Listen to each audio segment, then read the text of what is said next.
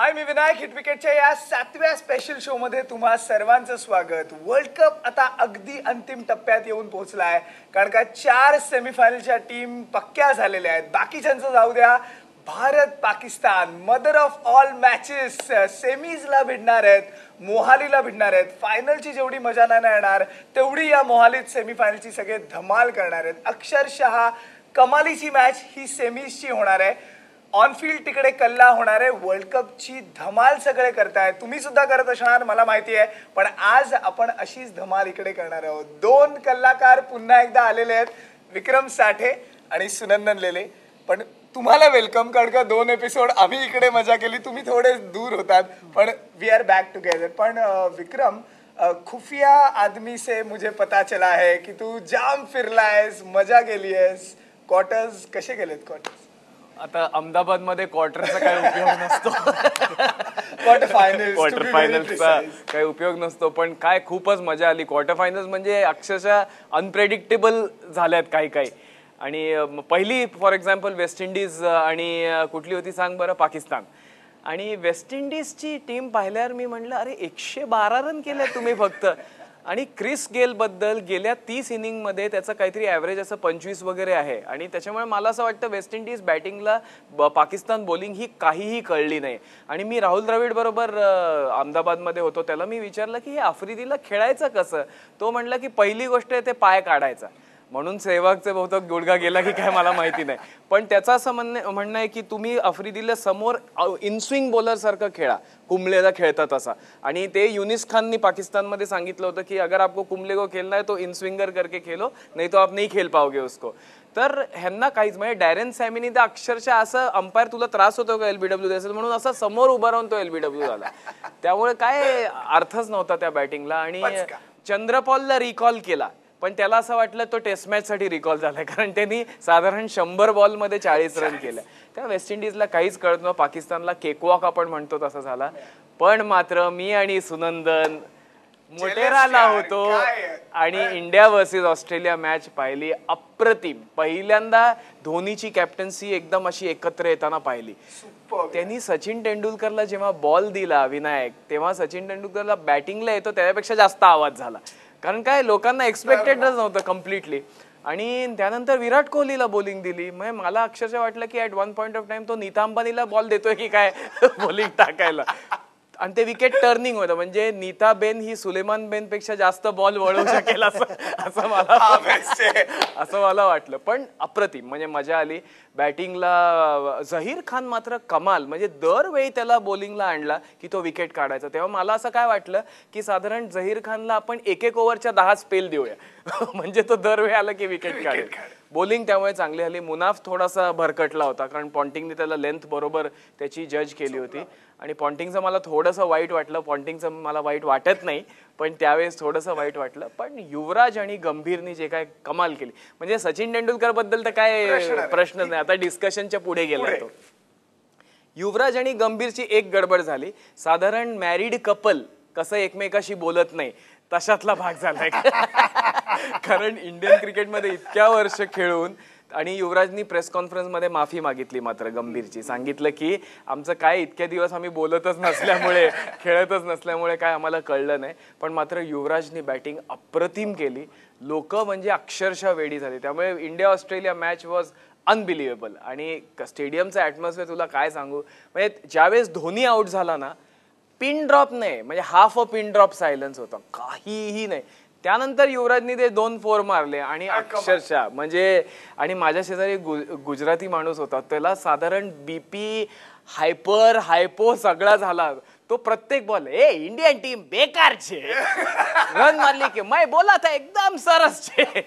त्यामुळे ही कॉमेंट्री माझ्या कानात चालू होती आणि खूपच मजा आली. आणि शेवटची तर कालची जोकच झाला साऊथ आफ्रिका. म्हणजे मी असं म्हणलंय भारताच्या हिस्ट्रीमध्ये हे राम हे 2 शब्द फार महत्वाचे, आणि साऊथ आफ्रिकन हिस्ट्रीमध्ये ओ राम असे महत्वाचे शब्द झाले. पण काल सुनंदनने एक मस्त टाकला, चोकच नाही ते जोकच झालेले आहेत, पण अक्षरशः जोक झाला साऊथ आफ्रिकेचा. चोक म्हणजे काय असतं विक्रम विनायक, की कोणीतरी तुमचं नरडं आवळतं, परंतु जेव्हा तुम्ही पंख्याला दोरी बांधून नरडं आवळतात आणि दोरी स्वतः खेचता, तेव्हा त्याला चोकर्स म्हणायचं का जोकर्स म्हणायचं, हताश होऊन बसलो होतो मी की ही मॅच हे अशा वेळेला हरू कसे शकतात. इंडियन टीमचे प्लेयर्स ती मॅच बघत होते, आमचे SMS एक्सचेंज झाले आणि पहिल्यांदा सगळेजण असं म्हणत होते की हे चाललंय काय, आणि नंतर म्हणले जोक, आणि नंतर म्हणले देवसुद्धा यांना वाचवू शकत नाही. परिस्थिती आहे, कारण खरोखर दक्षिण आफ्रिकेची टीम 92 साली क्लाइव्ह राईस कॅप्टन होता, 96 साली केपलर वेसेल्स कॅप्टन होता, 2000 साली क्रोनिये कॅप्टन होता, 3 साली पोलॉक कॅप्टन होता, आणि 7 आणि 11ला ग्रॅम स्मिथ होता. एक से बडकर एक हे कॅप्टन आहेत. कोणालाही अजून तर जिक्सॉ पझल सोडवता आलेलं नाहीये. देव सुद्धा त्यांचं भलं करू शकत नाही. साऊथ आफ्रिका न्यूझीलंड सगळं संपलं. India Pakistan pass. म्हणजे मला अजूनही ब्लड प्रेशरचा त्रास नाहीये, पण मला सुरू होईल हे नक्की आहे. इंडिया पाकिस्तान सेमीफायनल मोहाली, दोघांनाही हाच प्रश्न आहे, काय असतं म्हणजे? नाही म्हणजे मला तर अक्षरशः असं वाटतंय की 1971 मध्ये काय परिस्थिती असेल, 2 डिप्लोमॅटिक म्हणजे अक्षरशः अशी परिस्थिती. आणि इमॅजिन करा, मोहालीमध्ये इंडियन पंजाबी आणि पाकिस्तानी पंजाबी हे एकत्र इंडिया पाक मॅच राहणार, म्हणजे काय होणार आहे तिकडे. आणि 5000 व्हिसा सरकारने दिलेले, हे 5000 ऑफिशियल. पुढचं मी काय बोलत नाही, पण ती तुला सांगतो विनायक, हे अक्षरशः पहिले 15 मिनिटं काहीच कळत नाही काय होणार आहे, इतकी डेंजरस सिच्युएशन असते. पण मात्र मॅच अप्रतिम होईल, त्याच्यामध्ये नो डाऊट अबाउट इट. आणि काय मला असं वाटतं कॉम्बिनेशन इंटरेस्टिंग आहे. बहुतेक शोएब खेळणार आणि शोएबला तसाच आपण अपरकट मारूया आणि ही मॅच पण जिंकू. आणि शोएब रिटायर एनिवे झालाय, त्यांनी लास्ट म्हणला असेल, तो मला तेव्हाच म्हणला असेल एखाद वेळेस की मला ही मॅच द्या तुम्ही, बाकी काही दिलं नाही तरी चालेल. एक्झॅक्टली तसंच होणार. शोएब खेळणार, पण शोएबला चोपणार. मी एकदम असा एक होपफुल इंडियन फॅन. मी एकच सांगतो, शोएब आणि शॉन टेट म्हणजे चमनचिडी आहेत. ते कधी समोरच्याच्या घरात घुसतात, कित्येक वेळेला ते लावणाऱ्याच्या धोत्रातच घुसतात. त्यामुळे मी तर म्हणतो शोएब खेळूच देत. एकदम धमाल येणार. फक्त इंग्लिश मध्ये बोलू नये, कारण त्याला असं वाटतं कॉल सेंटर मध्ये कामाला होता की काय कधीतरी. दुनिया एक तरफ, इंडिया पाकिस्तान मॅच एक तरफ, असा हा प्रकार आहे. कारण या मॅचचा जो करंट असतो तो अक्षरशः असा फील होत असतो. मॅचच्या अगोदरपासून ते टेन्शन कळतं, आणि ज्या वेळेला आपण त्या मॅचच्या अगोदर राष्ट्रगीतासाठी उभे राहू, एक माणूस असा दाखवा की अंगावरती काटा नाही उभा राहिला तर अर्ध राजकन्या बक्षीस द्यायला मी तयार. आणि जे प्लेयर्स आहेत ते सांगतात की या मॅचचं जे टेन्शन असतं, वसीम अक्रमनी फार सुंदर किस्सा सांगितला होता. तो म्हणला, इंडिया विरुद्ध पाकिस्तान मॅच जुन्या काळात जेव्हा मी खेळायला जायचो तेव्हा माझी कार मी शेजारच्या बंगल्यात पार्क करायचो. त्याचं कारण असं होतं की तो म्हणला की मॅच हरलो तर घरावरती दगड पडल्यानंतर गाडी तुटू नये, आणि जर मॅच इथं संपलं नाही, जर मॅच जिंकली तर दुसरी गाडी येणारच आहे. त्यामुळे हे जे प्रेशर असतं, ही जी मजा असते, ही फक्त इंडिया पाकिस्तान मॅचला मिळते. आणि जसं सुनंदन म्हणाले ना, जोर का झटका करंट बसतो ना, तसा करंट या मोहालीत सुद्धा बसणार आहे. जोर का झटका जो आहे तो या मॅच मध्ये मिळणार आहे. या मॅचवर अजून बरंच बोलायचं आहे, अजून खूप किस्से आहेत, इंडिया पाकिस्तानचेच किस्से आपण जाणून घेणार आहोत. पण इकडे एक छोटासा ब्रेक घेऊयात, पहा फक्त IPL.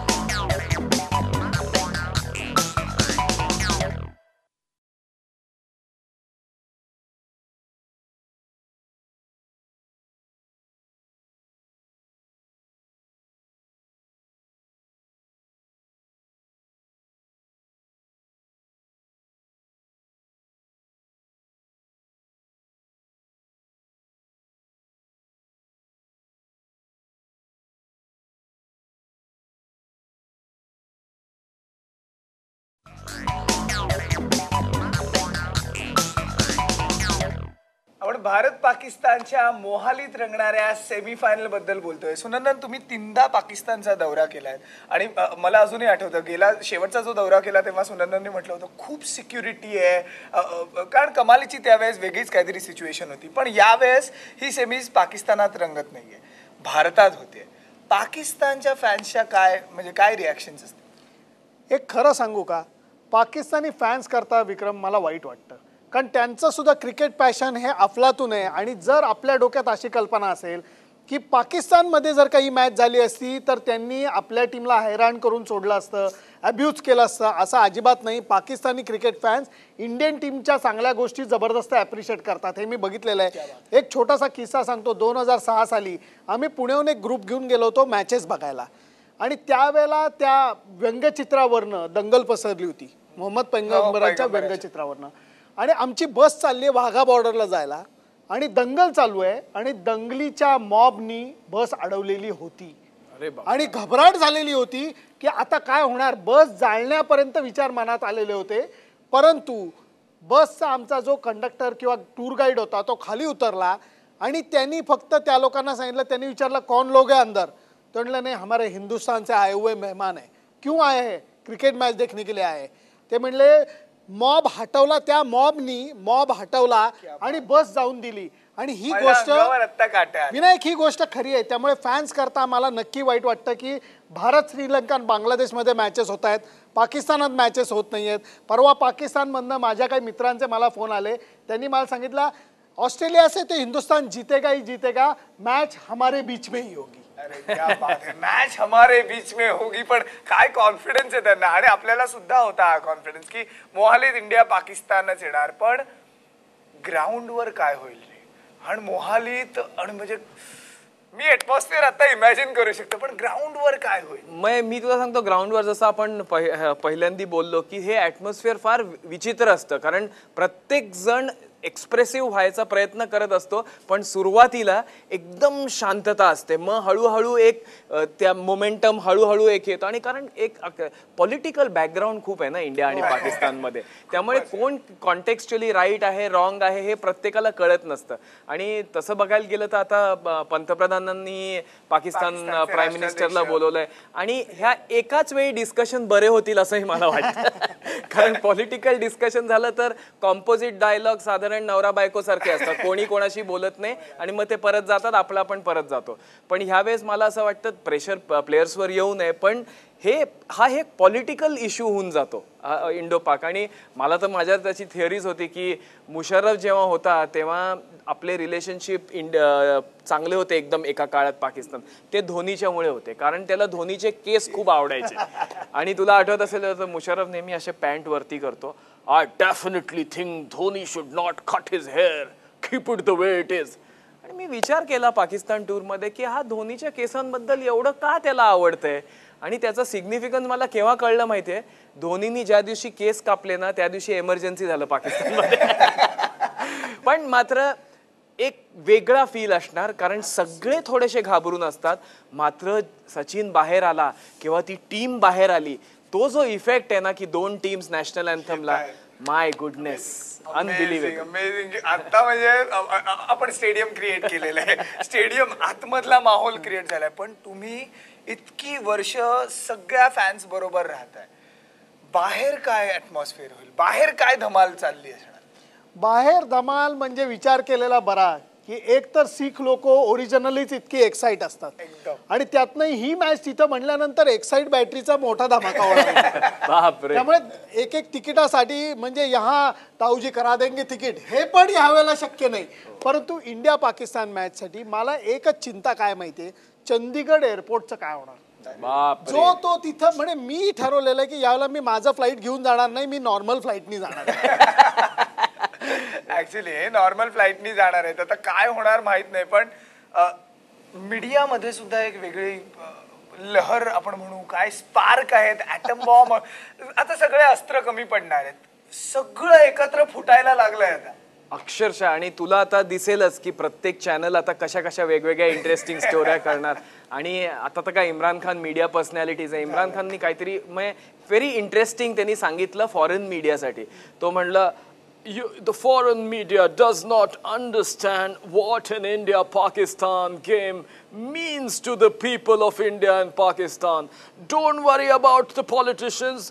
It is something I can't explain to you.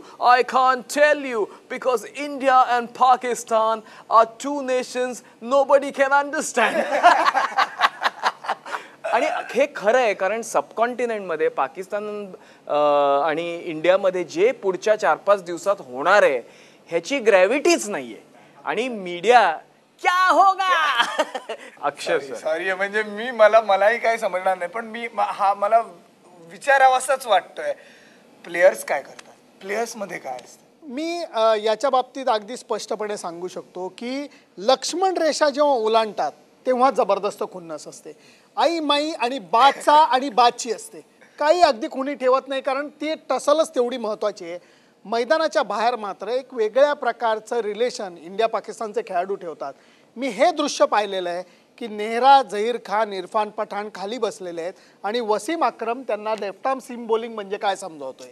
आणि मी हे दृश्यही पाहिलं आहे की सलमान बट आणि यंग प्लेयर्स जे आहेत, बॅट्समन आहेत, ते खाली बसलेत आणि सचिन हा मैं इंजमाम उल हक म्हणतो की सचिन पाजी कुछ इनको बताइए, आणि सचिन त्यांना क्रिकेट समजवतो. हे दृश्य मी पाहिलेलं आहे. त्यामुळे मैदानाबाहेर म्हणजे लक्ष्मण रेषेच्या अलीकडे वेगळा प्रकार आहे, लक्ष्मण रेषेच्या बाहेर संपूर्णपणे वेगळा प्रकार आहे. धमाका जो आहे तो आपल्याला 30 तारखेला बघायला मिळणार आहे. यावर आपल्याला अजून बोलायचं आहे, सेमीच्या मॅच बद्दल बोलायचं आहे. पुढचा आठवडा ना शेवटचा आठवडा आहे, त्यामुळे शेवटच्या आठवड्यात अजून काय फटाके फुटणार आहेत हे सुद्धा आपण बोलणार आहोत. पण इकडे एक छोटासा ब्रेक घेऊयात. पहा फक्त IBL.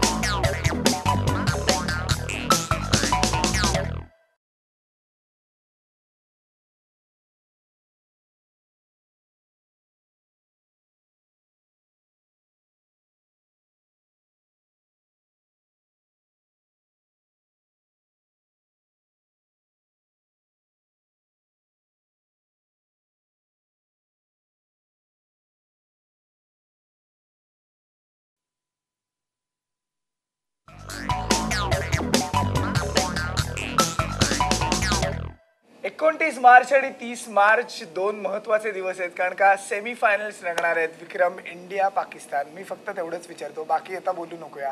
एकच मॅच आपल्याला सगळ्यांना महत्वाची आहे. इंडिया जिंकणार नक्की. नाही, पण त्याच्यापेक्षा मला एवढंच म्हणायचं आहे की ही फार इंटरेस्टिंग मॅच आहे, कारण Indian batting versus Pakistan bowling ही बेसिकली कॉन्टेस्ट होणार असं मला वाटतं. आणि यावेळेस एकच डिफरन्स मला पाकिस्तान साईडमध्ये असा दिसतो की वकार युनिसनी in the dressing room atmosphere फारच चांगलं ठेवलं असं मला वाटतं. कारण हीच पाकिस्तान टीम जेव्हा आली होती त्यांना कोण त्यांचा कॅप्टन आहे हे सुद्धा माहिती नव्हता. आणि आता आपल्याला आफ्रिदी असा दिसतो, म्हणजे शाहरुख खान सारखा विजिबल आहे. आणि त्या from the time they didn't know who the captain was to the semifinal. ही जर्नी फार इंटरेस्टिंग आहे आणि ही टेम्परामेंटची जर्नी आहे महत्त्वाची पाकिस्तान क्रिकेट. आणि ती जर का व्यवस्थित येत असेल तर इंडियाला पहिली गोष्ट केली पाहिजे, this is a war of the mind and you have to win the mind battle in the first 15 minutes or half an hour of play. हे फार महत्वाचं आहे. It's a mind game. Cricketing wise I think India is better than Pakistan. Absolutely. डोकं तोडा, विचार तोडा आणि त्याच्यानंतर तुम्ही मॅच जिंकाल. पण जसा हा म्हटला आफ्रिदी आता अक्षरशः रावणासारखा उभा आहे समोर. कॅप्टन कोण माहित नाही आणि त्याच्यानंतर here comes Afridi. Bowler Afridi Ram आणि बॅट्समन आफ्रिदी श्याम, कारण तो बॅटिंगला काय करतो त्यालाही काय. पण खरोखर सांगतो की या टीम मध्ये भारतीय टीमचं जर का बोलायचं झालं, ही बदललेली टीम आहे. कशा अर्थाने तर विचारांच्या दृष्टीने बदललेली टीम आहे. त्या सगळ्या लोकांना एकमेकांच्या यशामध्ये प्रचंड आनंद आहे, अभिमान आहे. आणि मी परत एकदा या शोवर सांगू इच्छितो, टीम मधले बहुतांशी लोक चांगलं खेळण्याचा जे एक त्यांना एक्स्ट्रा मोटिवेशन जे आहे ते सचिनकडे बघून आहे. कशा अर्थाने सचिनचा हा लास्ट वर्ल्ड कप आहे आणि सचिन पाजींसाठी आम्हाला काहीतरी करायचं आहे अशी त्यांची भावना आहे. आणि स्वतः हा जो गुरु आहे तो गुरु स्वतः मल्ल म्हणजे, आणि तो उतरून स्वतः कुस्ती करतोय. बदललेली टीम मी अशा अर्थाने म्हणतो की टीम आता रिझल्टचा विचार करत नाही. तसं बघायला गेलं तर ते म्हणतात विचारच करायचा नाही, ग्राउंडवर जायचं आणि नुसतं येणाऱ्या बॉलला रिॲक्ट करायचं. ह्या झोनमध्ये आत्ता इंडियन टीम आहे. त्यामुळे मला वाटतं अप्रतिम क्रिकेट आपली टीम खेळेल, डगमगणार नाही. ऍब्सोल्युटली. काय होणार याचा विचार आपण सुद्धा करायला नको. आता मी विचार करणं सोडून दिलेलं आहे. डोकं शांत ठेवूया. विक्रम जसं म्हटला की पाकिस्तानच्या प्लेयर्सचा विचार तोडा, मॅच जिंका. आणि मला असं वाटतं श्यामनीच खेळू दे, रामनी येऊच नको दे या मॅच मध्ये खेळायला. श्याम आला तर आपण श्यामला गुंडाळू शकू. पण भारताने मॅच जिंकू दे एवढंच आपण बोलू शकतो. यापुढे मी काहीही बोलत नाही. हा आमचा हिट विकेटचा शो तुम्हाला कसा वाटला हे तुम्ही आम्हाला सांगू शकता. IBN लोकमतच्या वेबसाईटवर जाऊन तुम्ही या अगोदरचे सुद्धा हिट विकेटचे जे व्हिडिओज आहेत ते तुम्ही पाहू शकता. इतकंच नाही तर फेसबुकवर सुद्धा जाऊन तुमच्या प्रतिक्रिया तुम्ही आम्हाला देऊ शकता. सो आज आपण इथेच थांबूयात. पहा फक्त IBN.